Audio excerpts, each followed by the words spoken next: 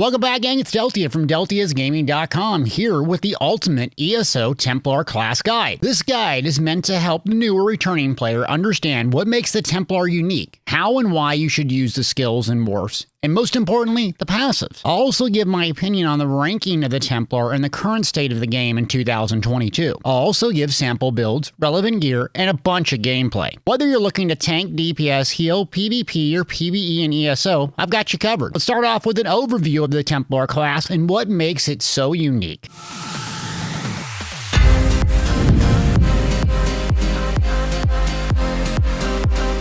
What do you need to know about the Templar class in the Elder Scrolls Online? What makes it unique is its simplicity. Your main spammable heals you based on the amount of damage done. Thus, you can jump into single target or large group fights and play super aggressive. It's melee focused, and the ease of play makes it my favorite overall class in Elder Scrolls Online and has been since early beta. The Templar also excels at healing both single target and group, and you don't have to aim your burst heal, which makes it unique among other heals in the game. You also have one of the strongest survivability skills in the game, Living Dark, which gives you a bubble that heals you every half second when taking damage, making you insane survivable in PvE or PvP. The Templar class does well in DPS, healing, PvP, but it lacks in pure endgame as tanking. You'll want to play a Templar if you like the Cleric or Paladin classes from other RPGs and MMOs.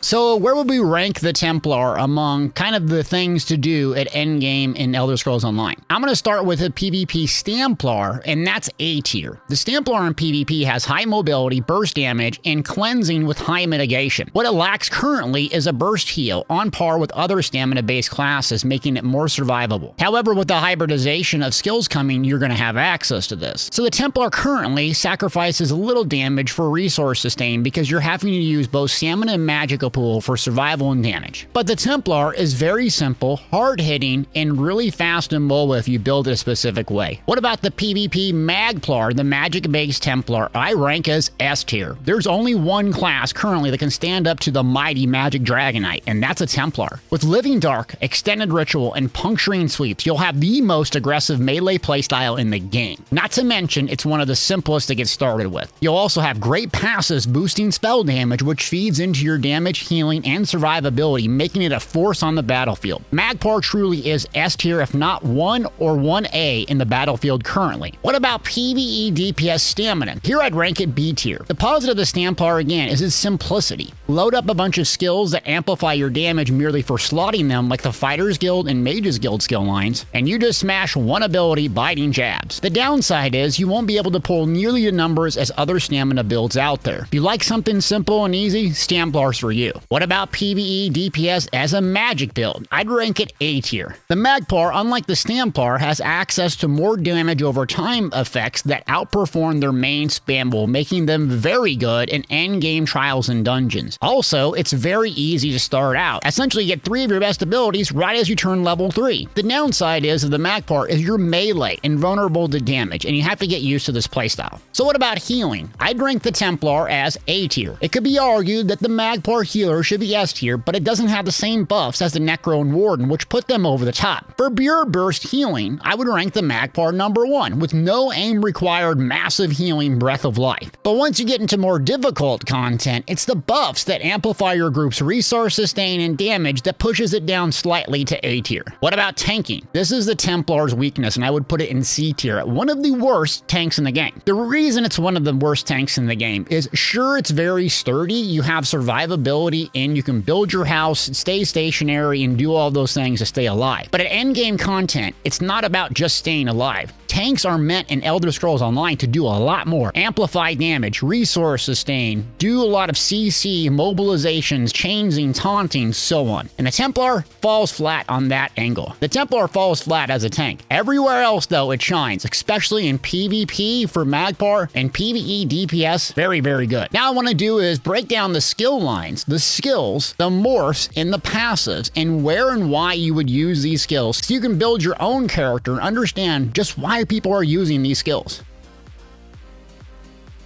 The first skill line up is the Aedric Spear skill line. Consider this skill line your damage skill line with some of the most important passes the Templar has. The ultimate is Radial Sweep. The usage for this is really good low-cost bursting ultimate, especially when leveling up. It costs so little and does a lot of magic damage and an AoE, making it really good for what it costs to actually cast it. There's two morph choices, Empowering Sweeps and Crescent Sweeps. Crescent Sweep is my preferred morph. The reason why is it's low cost still, and it does 60% more damage if they are in your path. Meaning for right around 70 ultimate or so, this is on par with Dawnbreaker of Smiting. It doesn't have the stun component, but regardless of your stamina or magicka, this thing hits like a Mack truck as long as you're aiming it right in front of you. Consider Empowering Sweeps okay for a PvE Templar, but outside of that, I don't use it very much. And next up, we have the Mother Load. That's Puncturing Strikes, one of the most powerful abilities in the game. Massive AoE. Good single target, better with more mobs, massive AoE area in front of you in good range. This is the bread and butter melee ability and ESO period. You have two morphs to pick from. Biting Jabs, this turns it into a physical damage ability, which mainly stamina-based builds that stack weapon damage and max stamina are going to pick. It hits so hard you don't have to run a bunch of damage over times because you can just throttle down and click this ability over and over, making Templar very simplistic. The downside is it doesn't heal you based for the damage done, and that's where the Magpar shines, taking the other morph, and that's Puncturing Sweeps. So it's going to deal magic damage instead of physical, still hit very hard, but it's going to heal you based on the damage done. So when you charge in, you're taking on 3, 4, 6, 5 mobs or whatever it has, you're going to get healed like a Mack truck, allowing you to play super aggressive while in melee range, and it's so fun. That's why I love the Magpar as sweeps, or what people call as jabby jab jab. If you like the cleric, if you like being survival, Ramboing in meathead playstyle, you gotta try Puncturing Sweeps Magpar. You'll be shocked at how much healing it does. Next up is your stunning ability. This is Piercing Javelin. You're gonna hurl a spear at an enemy, knocking them back, and it's gonna ignore resistances. Pretty soon, this skill and its morphs are gonna be able to drop block, meaning someone blocks in PvP, you're still gonna stun them. You have two morphs to pick from. The Aurora Javelin morph is gonna deal additional damage based on the distance from the spear that travels, and it costs magic with the 22-meter range. The other morph, Binding Javelin, is going to convert this to a stamina cost ability and stuns the enemy for longer instead of knocking them back. Both of them are very good. The primary reason I take this is if I need to on-demand stun and I'm not using Toppling Charge as a gap closer. Consider this a good backbar defensive in PvP or when you're leveling to get enemies off you and stun them. Speaking of Toppling Charge, we're going to go with the next ability, and that's Focus Charge. This is a gap closer, so it acts as a way to jump towards the enemy at 22-meter range, do a little bit of damage. You have two morphs to pick from. One is Explosive Charge.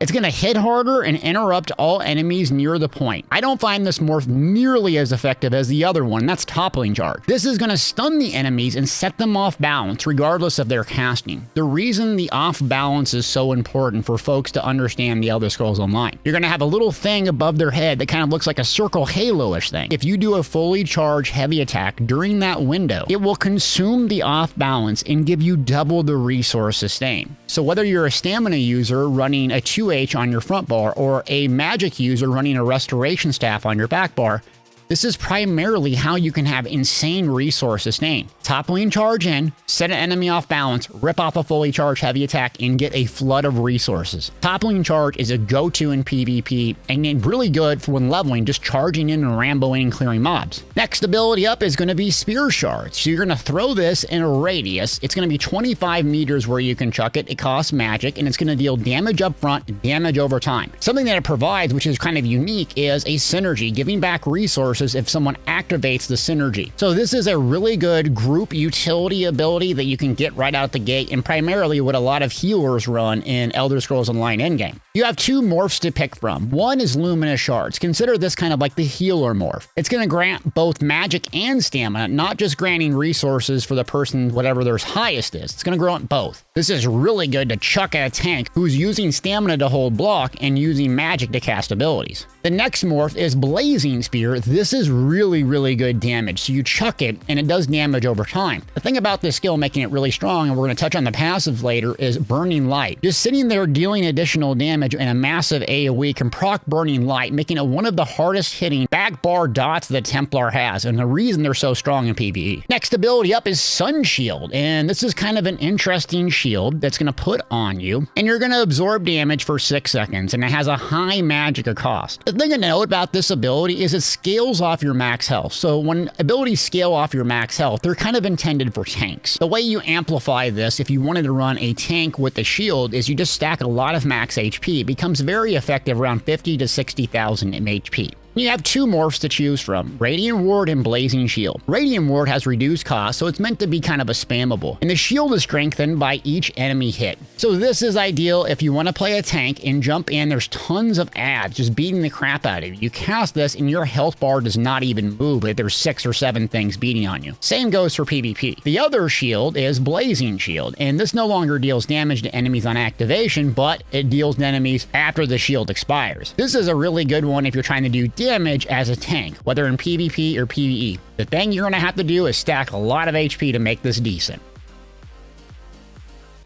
But we're not done with the skill line yet, because you need to understand the passives. I'm going to say it once and I'll probably say it again. You can only slot so many abilities in the Elder Scrolls Online, but you can have a lot of passives. So understanding them is going to dictate why you equip certain things on your bar. Take example, Piercing Spear, increasing your crit damage by 10%, and also increasing your damage done to blocking targets by 10%. But you need to have an Aedric Spear ability on your bar at all times to make this work. This is an example of why people slot Puncturing Sweeps on the front, and they slot Blazing Spear on the back as DPS, so you're always taking advantage of this critical damage. Another really important passive is Spear Wall. Gain minor protection for 6 seconds, reducing your damage when activating an Aedric Spear ability. So this is really important as a Magpar PvP build. Using Puncturing Sweeps is going to reduce your damage. Now you stack this passive on top of the High Elf's passive, further reducing your damage even more, and you're very, very tanky just for hitting your main ability. And then Burning Light, when you deal damage with an Aedric Spear ability 4 times in rapid succession. So that could be Puncturing Sweeps, that could be a combination of Sweeps, Crescent, Blazing Spear, you name it, within a short window. It's going to deal physical and magic damage to your target, whichever's highest. This is your bursting tool. This is where it comes from your burst. So using a bunch of Aedric Spear abilities in conjunction can proc this, dealing a lot of damage. Not to mention Balance Warrior, increasing your weapon and spell damage by 6%, physical and spell resistance by 1320. This here is massive game changer for the Magpar specifically. Very few classes, if any, have an amplification of spell damage that's percentage based, meaning Magpar has access to some of the highest possible spell damage. And the way the game works, a lot of your skills and gear really take advantage of spell damage. This passive here is critical to optimize early. Let's move on to the Dawn's Wrath skill line, and consider the Dawn's Wrath skill line kind of like your damage over time, bread and butter if you will. The first ability, or I should say ultimate, is Nova. This is really good out the gate, doing huge amounts of damage and reducing the enemy's damage. So you're going to have a 28 meter range, you're going to plop it down, and it's going to have like a little grapefruit with a radius of 8 meters. You have 2 strong morphs to choose from. The Solar Prison morph is going to make the synergy deal more damage and stun for longer, the Grav Crush synergy. This is perfect for running coordinated PvP groups. Dropping this down and having someone Rambo in and hit the synergy can wipe 6 to 10 targets easily. Trust me, I have videos on this. The other morph is a bit weak, and that's Solar Disturbance. It reduces the cost and gives Major Maim stays on enemies after leaving the area. Major Maim is a debuff that reduces damage by 10%. Previously, this used to be much more impactful, but now tanks have so many reliable ways to get Major Maim that typically you're not stacking this because it's redundant. You can only get one source of Major Maim. So if a tank's running a debuff that provides it or a gear set, this ultimate is not that good. Great starting out, great in PvP, but this morph is not what I go with. Next up, we have Sunfire. This ability is considered like your range damage over time. It's a decent damage over time and you get it right away, making it very, very useful when leveling, closing the gap, and killing targets at range. You have 2 morphs to pick from. Both of them still do flame damage. They give you Major Prophecy, increasing your spell critical, which is nice. Endgame, that's not so useful. Beginning, really good. The dot's going to last a little bit longer, so this is really good for single target dot pressure. Think bosses, not trash mobs here. Or PvP, you want to burn down a single target?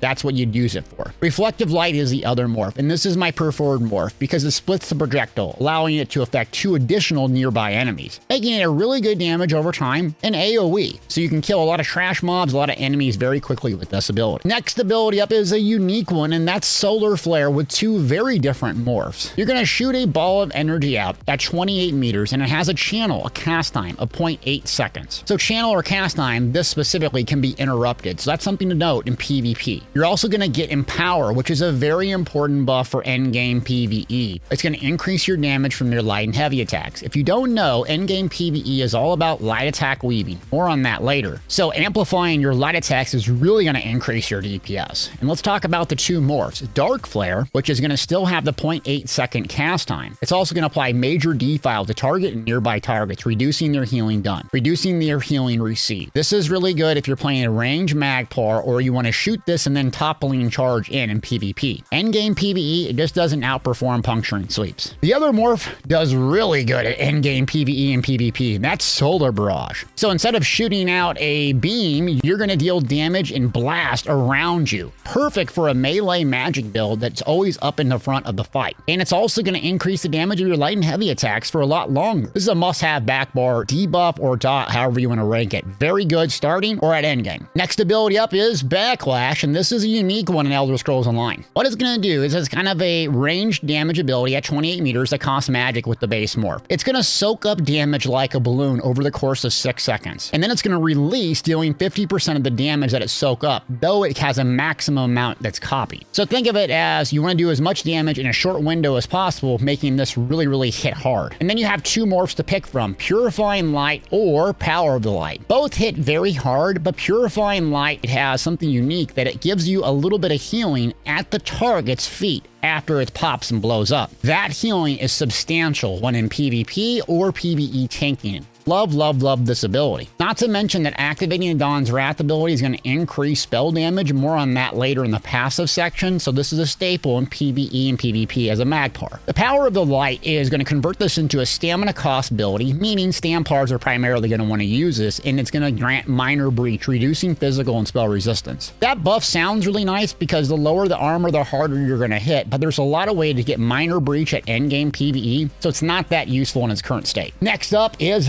Eclipse. So this is kind of a weird ability at the base. It's going to invoke enemies in a spear for 4 seconds. Anytime they deal direct damage, it's going to reduce their movement speed, then it's going to immobilize them, then it's going to stun them. Very odd in its base form. And then speaking of very odd is Unstable Core Morph. This is another really odd one where it shoots out a beam and it's going to deal damage to the attacker and anyone near them when they trigger any of the effects. So you put it on them, someone hits on you, they deal damage. Kind of mediocre. What is not mediocre is Living Dark. This is literally god tier survivability. I don't care if you're leveling, PvE, PvP. Let me explain. You're going to cast a bubble on yourself. Cost a lot of magic and only lasts 6 seconds. But when someone attacks you, you're going to see a health every half second. Meaning if people have a bunch of dots on you, you're getting so much health that your health bar doesn't even move down. This currently scales off of spell damage or max health. So you can see why the Magpar is so strong based on the active and passive abilities. We're going to stack a ton of spell damage, keep this bubble up, and if things are hitting us, as long as our spell damage is really high and we're doing puncturing sweeps and keeping this bubble up, our health bar doesn't move when 10 things are beating on us. Trust me, it's absolutely fantastic. Next ability up is Beam. This is going to be your range execute. Essentially how executes work in the Elder Scrolls Online, the lower the health the mob gets or the player, the harder it heals, the harder it hits. So right around 35 to 30%, this kind of replaces your main spammable in terms of effectiveness. So you kind of switch to your execute like Radiant Destruction. There's 2 insane morphs to pick from, Radiant Glory and Radiant Oppression. Radiant Oppression is considered like the staple endgame PvE DPS because it deals up to 500% more damage to enemies below 50% health, making it one of the best executes in the game. My preferred morph is Radiant Glory because it's going to heal you based on the percentage of damage inflicted, which is great because if you're using puncturing sweeps, you're used to those heals coming in. You don't want to switch to Radiant Oppression and cut that off. That's why I like the Radiant Glory morph.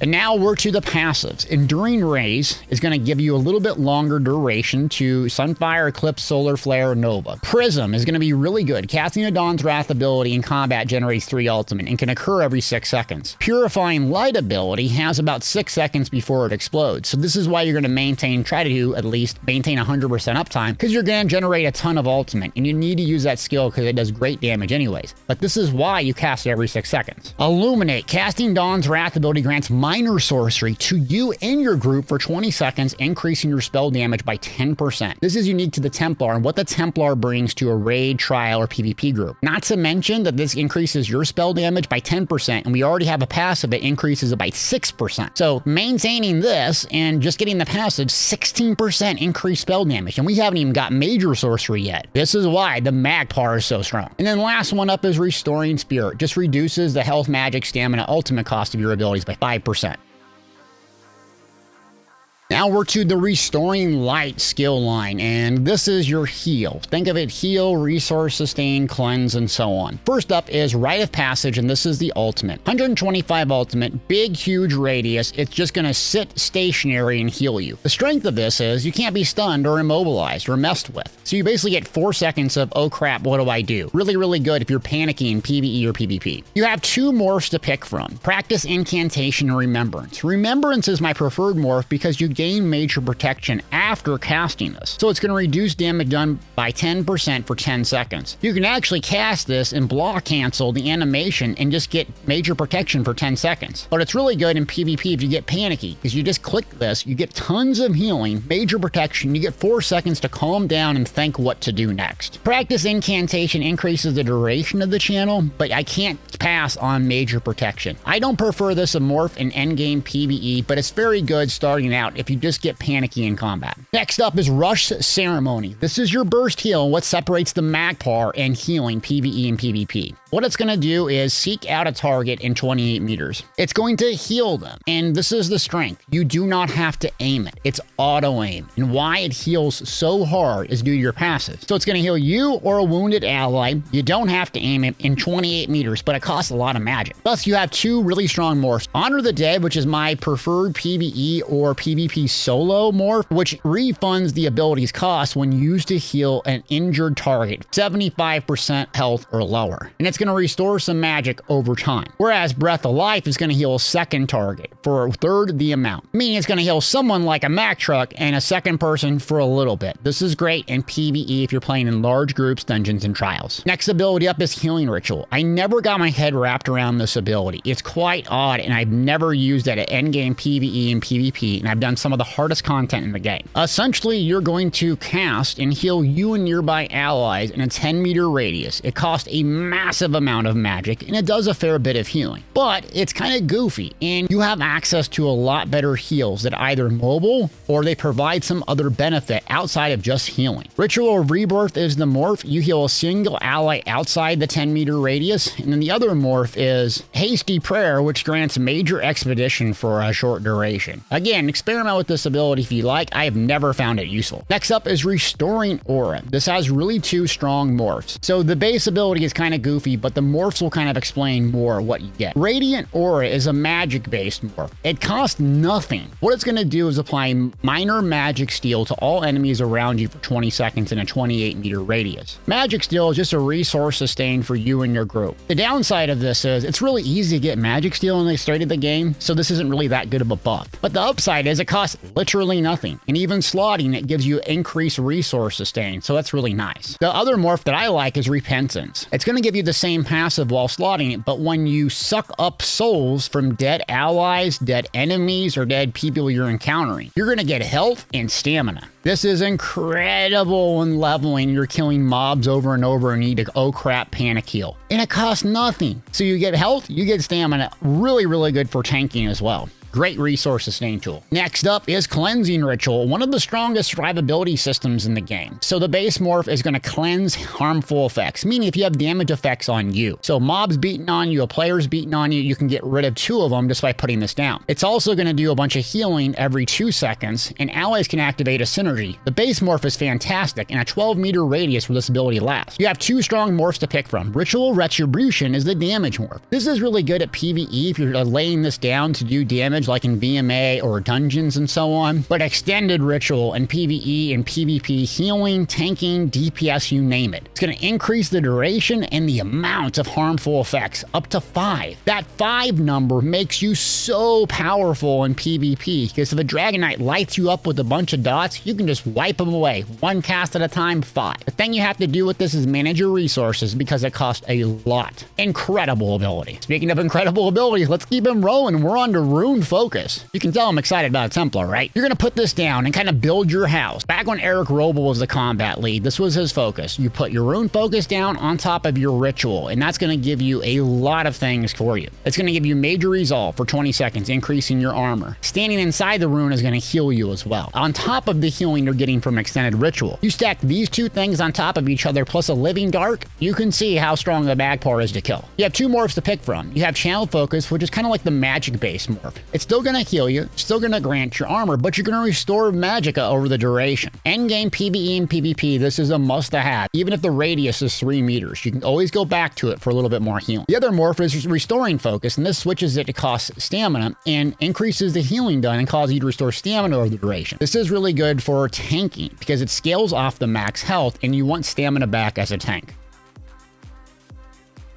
Next up, let's talk about the passives. Mending's up first, increasing the healing effects from your Restoring Light by up to 12% in the proportion of severity of the target's wounds. Meaning the lower health they are, the more you heal for. Sacred Ground, this is going to give you minor mending for casting Cleansing Ritual or Rune Focus, increasing your healing by 8%. It's also going to increase the amount of damage you can block by 10% for the duration, making Sword and Shield a really good backbar choice. Light Weaver, this is kind of a goofy one, but essentially if you cast Remembrance, you're going to get 33,000 physical and spell resistance. Another reason to cast that is you're going to be very tanky in that Remembrance due to this passive. And then Master Ritualist, this is going to increase your resurrect speed. This is really nice because you can stack it with another champion point, giving you like almost instant reses, and it's very, very good in PvP and PvP if you got to get someone up. Okay, gang, that is the premise in how you kind of put your build together, why you would use those certain skills and passives. Now, I'm going to just walk you through a sample template of some of the gear sets and skills that I use at endgame PvE, so pause it. Also, look at the link in the description if you want more detail. Both with this guide, I have recommended gear sets and abilities that you should use for beginner all the way to advanced.